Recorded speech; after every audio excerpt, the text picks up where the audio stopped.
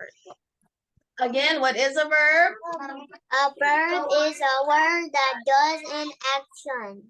A verb is a word that does an action. So where's your paper from yesterday? Okay, get a new paper, table 1, because y'all we're gonna add action verbs. So get a new paper, table 1.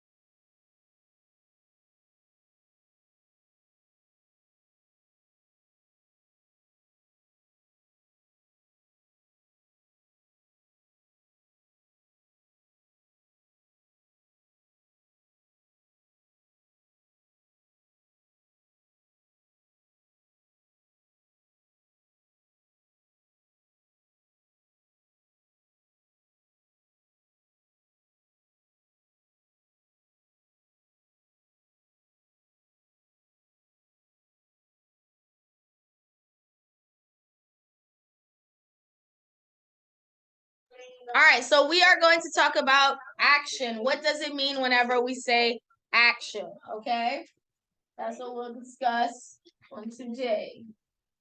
Please nice when you go to the bathroom because that's what you know.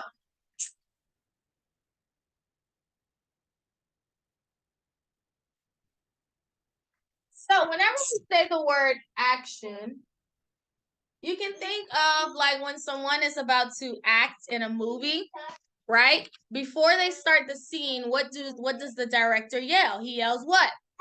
Action. And whenever he yells action, that is when the people will start to move around. They'll start to do their scene, whatever the scene is that they were acting out. That's when they'll start. What an action is a movement.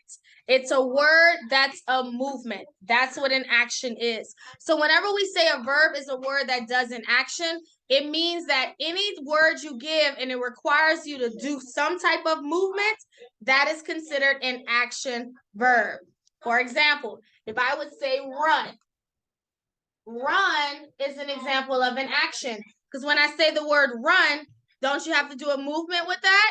Yes, right? You have to move. That's an action. If I would say kick, that's another action. It's something that you have to do. Run, kick. If I would say clap, that's an action. You actually have to do it. So anytime you give a word that you have to move to it, it's called an action verb. It's an action. It's a movement. So run, kick, clap. If I would say jump, if I would say eat, sit, stand.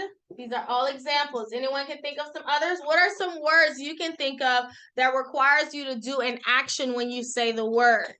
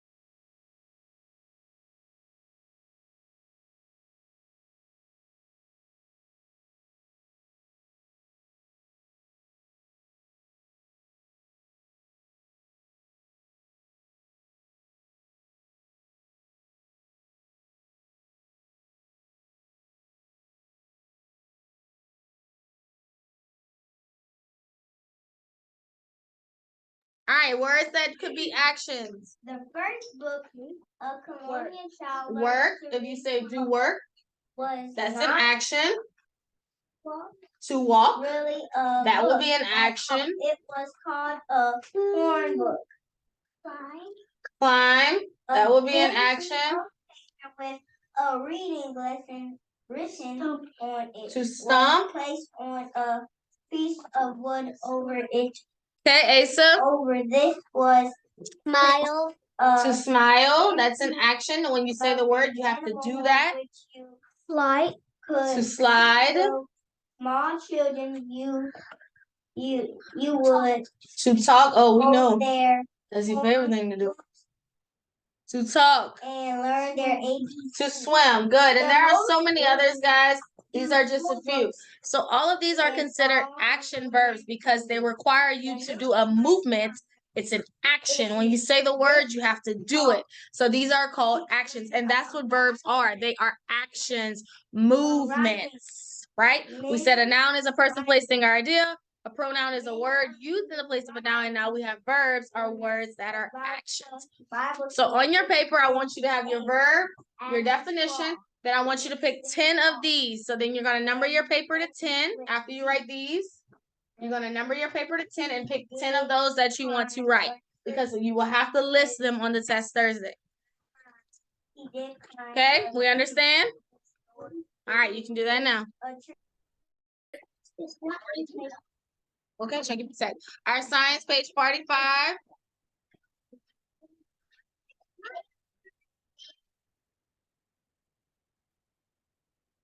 Some are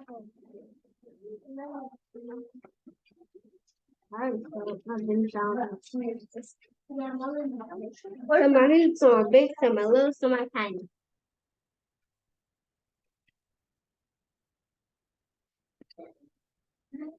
What about large? All right, discovering animals.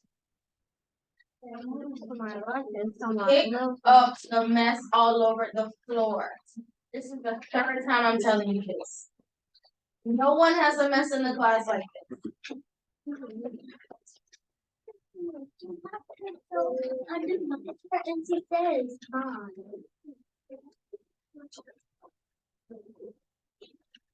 All right, so discovering animals.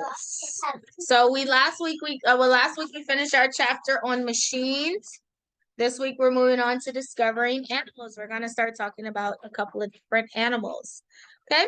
So God made animals. They are living creatures that can, well, I think we're at a place now where I think we could probably read, right?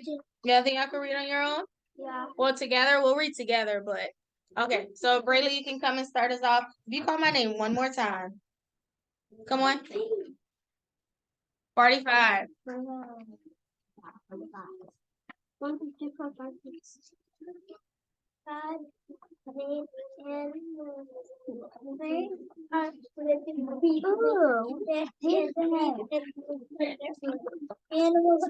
fun.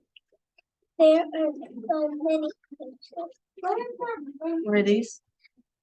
Some are huge, some are big, some are little, some are tiny.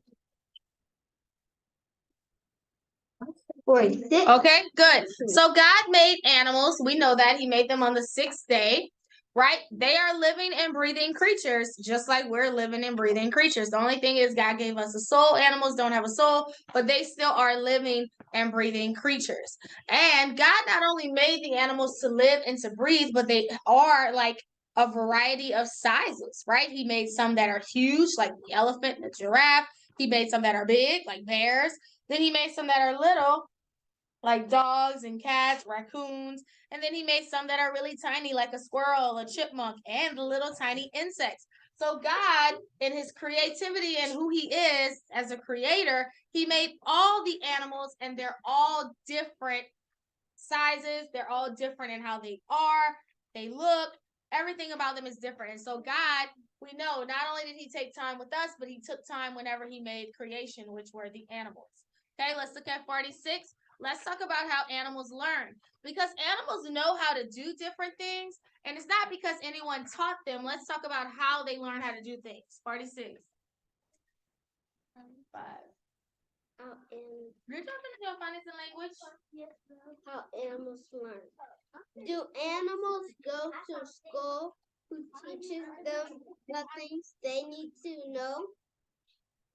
God does.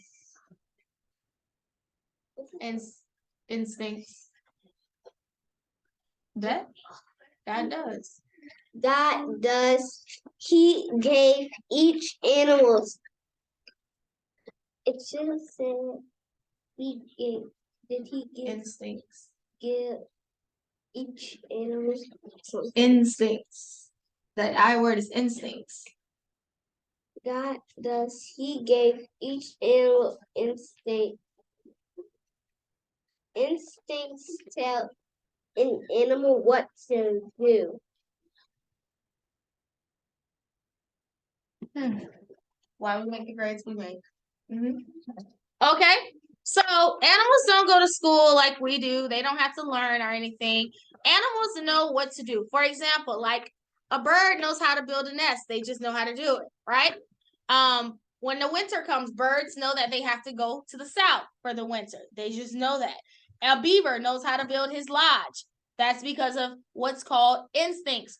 God placed instincts inside of each animal, and the instinct that they have is what teaches them how to do those things, whether it's to hunt, whether it's to build a nest, whether it's to build their lodge, whether it's to hibernate, whether it's to go south for the winter. Animals know how to do a lot of these things because of their instincts. It's like this natural, I know, thing God gave them. That's just what they know what to do. It's their instincts. They're able to do all of the things they do, not because someone taught them, but because of their instincts. Like baby turtles, they'll hatch on the ocean, on the sand, but they know that when they hatch, they have to go in the water. Sea turtles. And it's their instinct. They just know. Their mother's not around to tell them no. They just know when they hatch, go away into the water. So it's instincts that God gave animals. That's how they know how to do all the things that they do. Okay? 47, let's talk about how God made animals after their own kind. Cairo? Mm-hmm.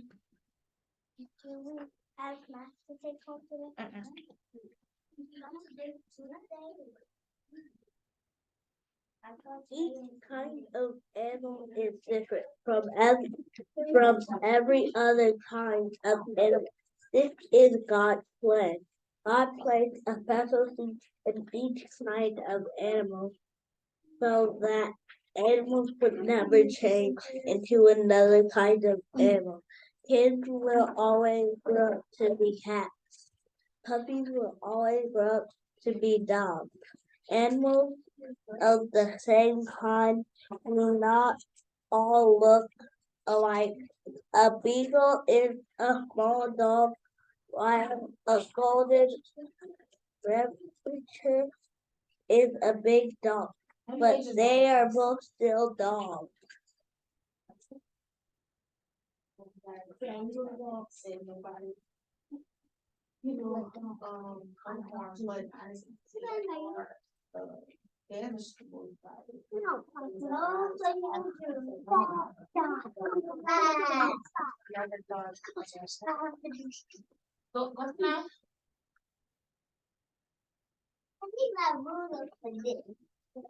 First, when it says to draw a line 3 feet.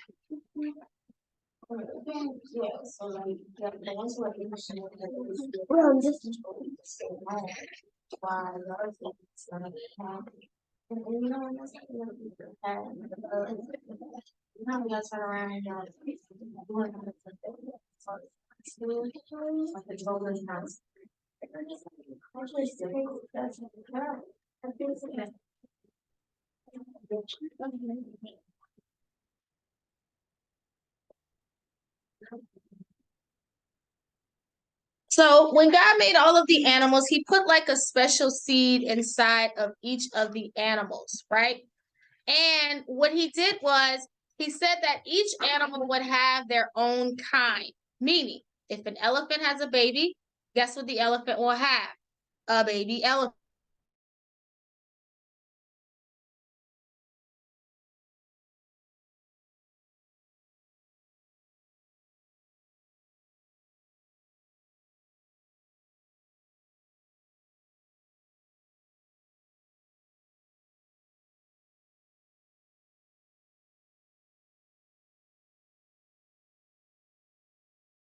So if an elephant has a baby, it will have a baby elephant. If a cat has a baby, it will have a kitten, right?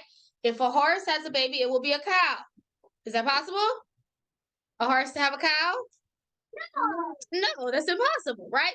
And that's because when God made them, they have animals after their own kind. So if a cow has a baby, it will be a cow. If a horse has a baby, it will be a horse. That's how God made it. He put this special seed in each animal where they could only have their own kind. Now, when it comes to dogs, we know there's different kinds of dogs. Like you have a beagle, a German shepherd, a pit bull, a lab, but they're all still dogs. So they're all still dogs at the end of the day. They're not like a dog having a cat. So the Lord made animals that way where they would have animals after their own kind. Okay? So we'll stop here. Next week we'll talk about baby animals that are born. I just wanted to introduce the chapter about animals. So God made all the different kinds of animals on day 6. Some are huge, some are big, some are tiny, some are little. Animals have instincts. That's how they know what to do. No one has to teach them anything. They automatically know what to do because of their instinct. And God made all animals have a special seed in them where they only will have their own kind. I literally just told you not to do that. Throw that away, please. Okay, let's go on to our social studies. Page 46 in our social studies.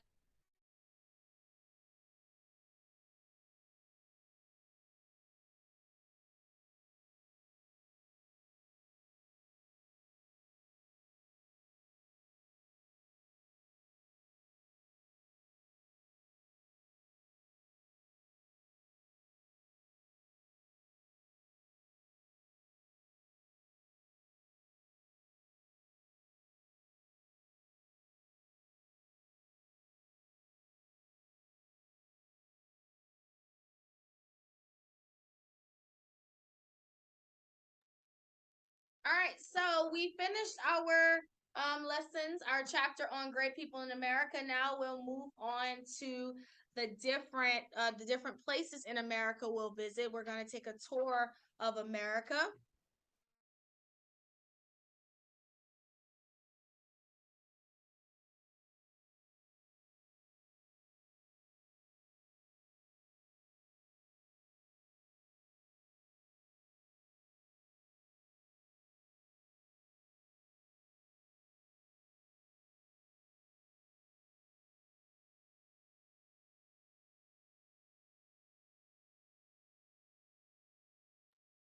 I'm sorry, Asa. We're just having problems. Anyway, so we're now going to start our tour of America. We're going to visit all kinds of different states and see a lot of beautiful places that are in our country, America. So we'll kind of go around the world, well, around America first, and look at a lot of cool places and see some of the cool things that some of them are natural creations, some of them were, built, created, but some of them are just naturally formed. So first place we're going to go to is we're going to travel to Massachusetts, which is a state right here. Massachusetts is this red state here. Massachusetts. See that? So Massachusetts is actually the first state. Remember when we talked about the Pilgrims when they came here to America?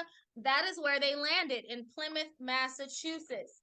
So Plymouth, Massachusetts has a very historical city because it was one of the first cities that was established here in America.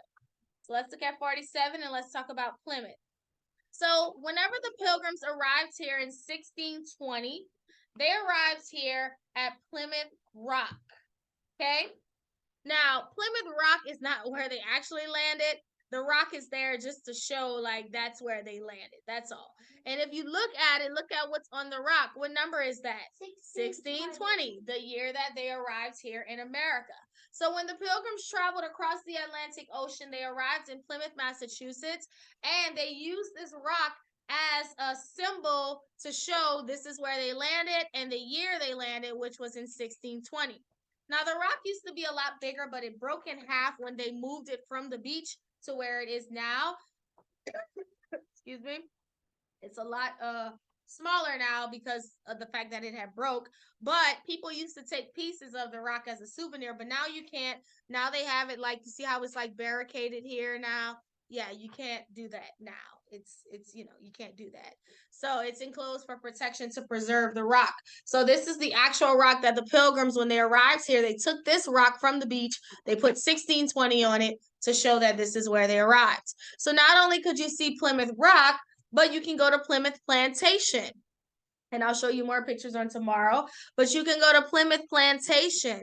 So at Plymouth Plantation, you can see what the houses looked like when they were here as pilgrims. So whenever they were here, remember Squanto taught them how to do a lot of things, and building houses was one of those things Squanto taught them how to do.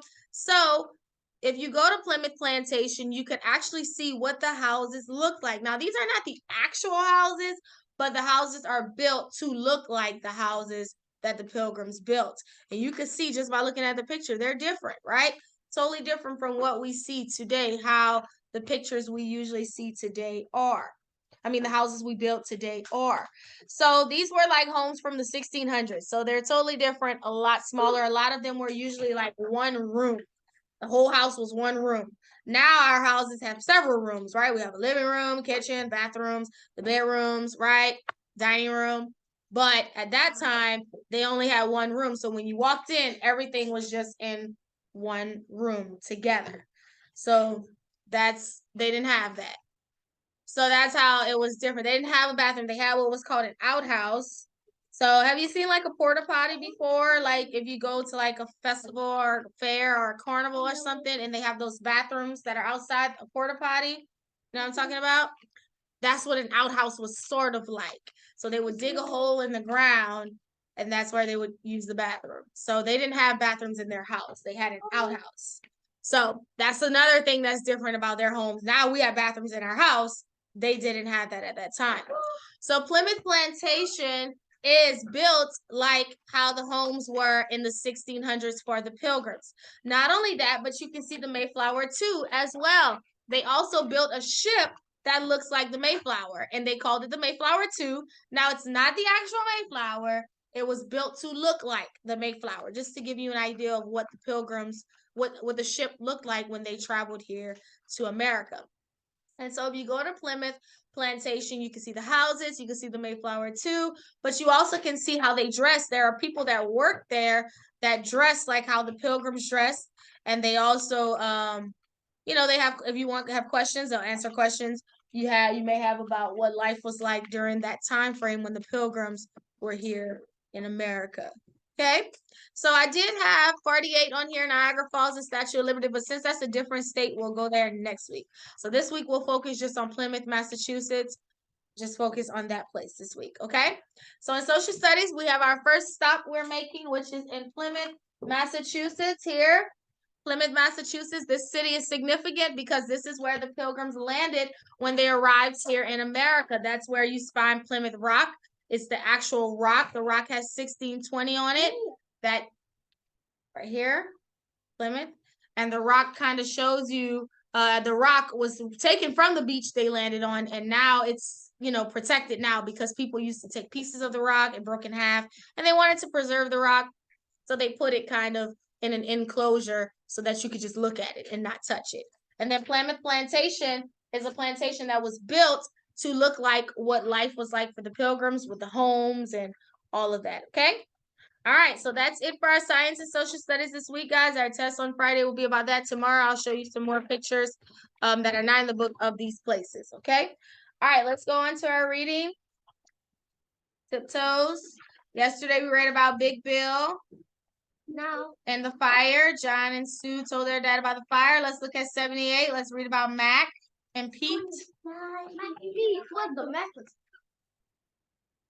The Mac and Pete. Mom, Mac and Pete. 78. Mom, Mac and Pete is here. Mom, Mac and Pete is here today. 78. 78.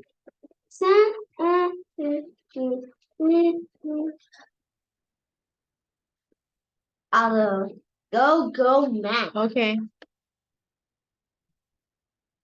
There we go. So we got this step now. 3,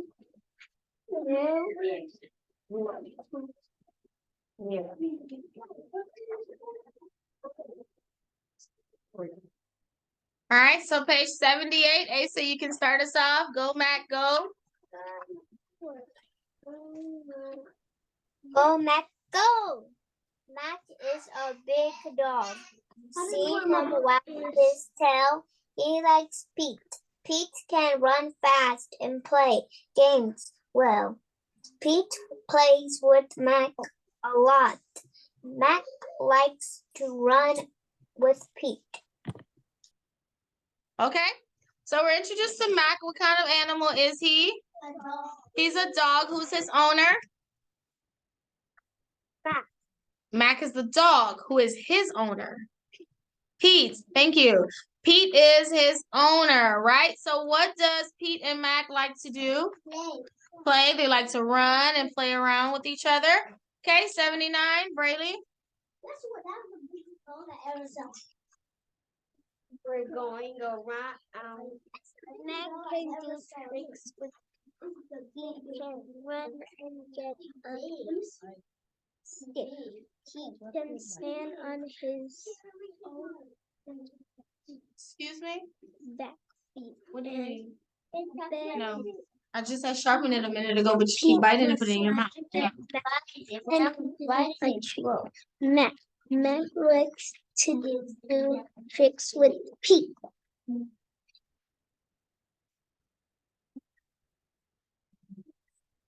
G.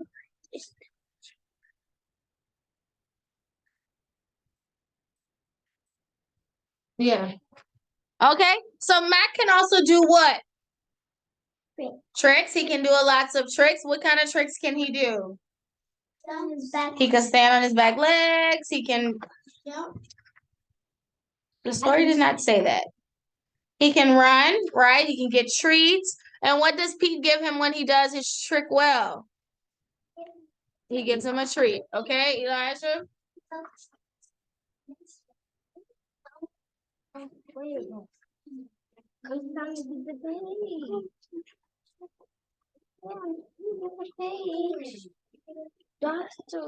trying to get the page.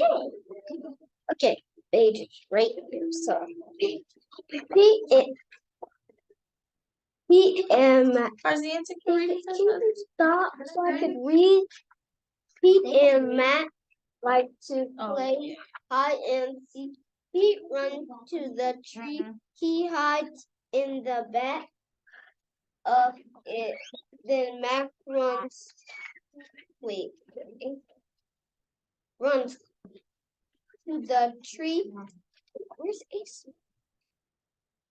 Why is he concerned?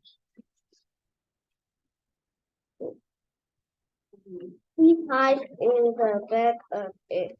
Then Mac runs close to the tree. He cannot see Pete. He sniffs the grass, but he still cannot see Pete. Okay, so they also would play a game together. What game did they play? Hide and seek. Pete would often go hide, and Mac would come to try to find him.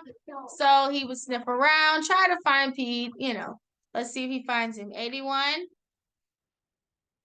Kendall.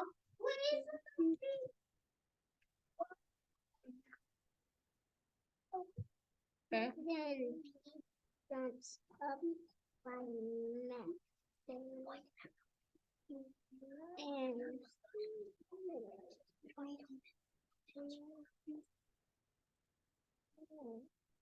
waves his hand. Here I am. Mac. He says Mac is glad to see Pete. At last, he wagged his tail and licked Pete's head. Okay, so did Mac end up finding Pete? Yes. And oh, He didn't find him. It was because Mac had showed him where he was. That's the only reason why he found him. Right? But he was happy to see Pete. He licked his face to show him that he was happy to see him. Okay? Now, what did Mac do? Can you do that? All right? It's I want to. What can Mac do?